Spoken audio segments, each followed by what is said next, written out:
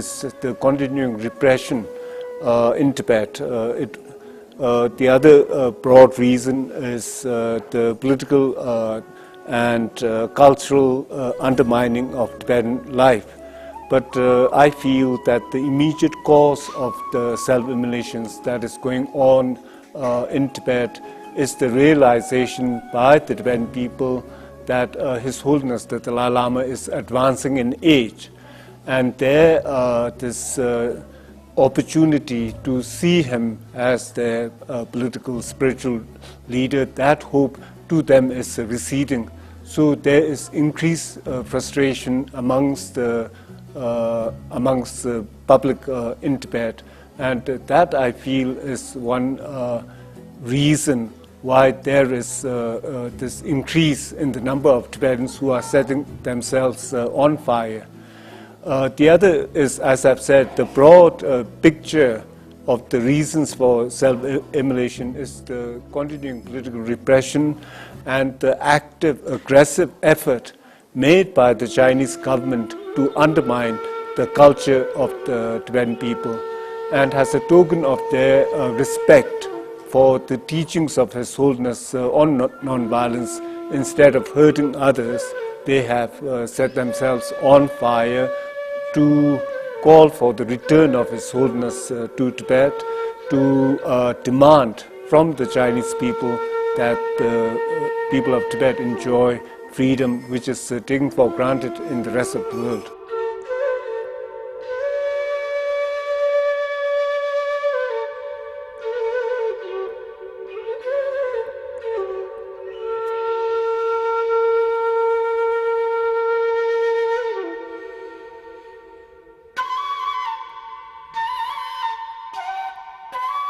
The Tibetans in exile, or the larger Tibetan community in exile, our first reaction is we are saddened, we grieve their loss, we express a deep sadness over the turn of events inside Tibet that has led to the escalation of this act of self-immolations.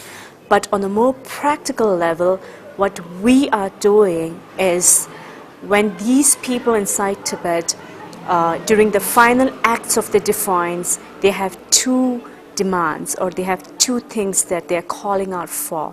The first thing is the return of His Holiness the Dalai Lama to Tibet, and the second thing is freedom inside Tibet. So the Tibetans in exile, under the leadership of the Central Tibetan Administration, our response is, yes, if we want to stop the self-immolations, we will have to fulfill their aspiration first. So I think at this point in time, we have come out of the shadows of grieving for the loss, but rather we're trying to tread the practical path that will lead to the end of these self-immolations. That is, how do we carry forward their voices, how do we make sure that the aspirations are achieved, and most importantly, the entire blame, the entire onus is on the stringent and the hardened policy of the Chinese government. And why?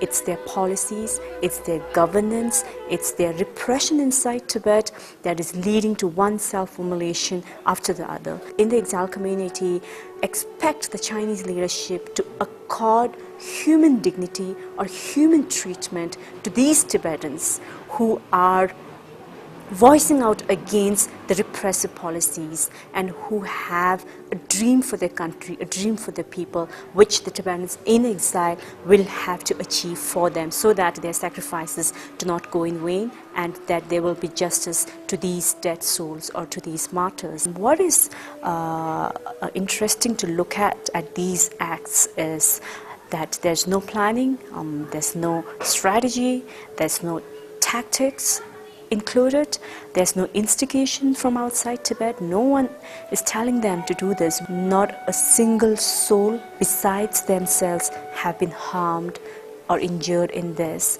the Tibetans are committed that it's a self-sacrifice and not sacrifice of others. It's a self-sacrifice for the cause, for the nation, and in a bid to achieve their aspirations and goals. And I think this speaks out to the effectiveness of the non-violent struggle that the Tibetans have been staging for the last 53 years under the Chinese rule.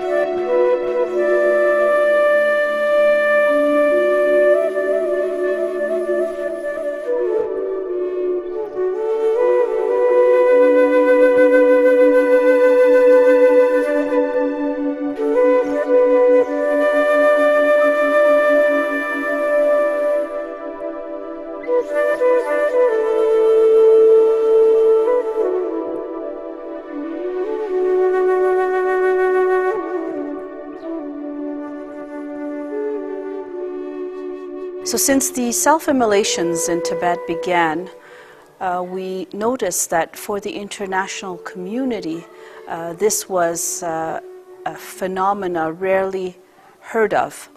They had heard of self-immolation in Tunisia and back in the 60s in Vietnam, but in Tibet, such event of that magnitude had never taken place. So of course, the international community was very perplexed.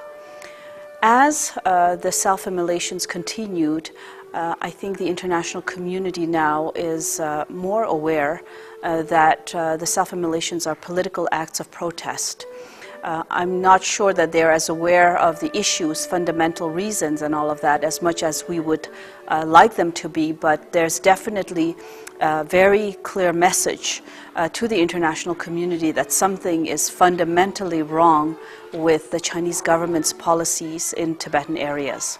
International community, the governments have also issued, several governments have issued resolutions and statements of concern regarding the situation inside Tibet. The EU has issued 2 resolutions, one this year and one last year. The Japanese Parliament has also issued a statement, so has the Italian Parliament and the US Senate as well. And then more recently, Navi Pillay from the UN Human Rights Commission issued a very strong statement of concern about the current situation inside Tibet and that China needs to address the fundamental causes for the current situation.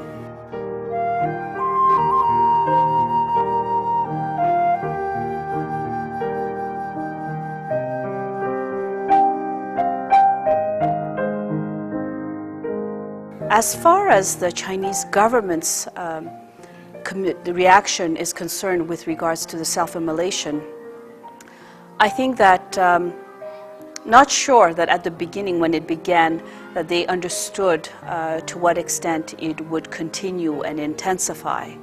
I think that in the last month or so, they, after realizing that they needed to do something, they have started by posting public notices, offering rewards for anybody who would pass on information about possible self-immolators.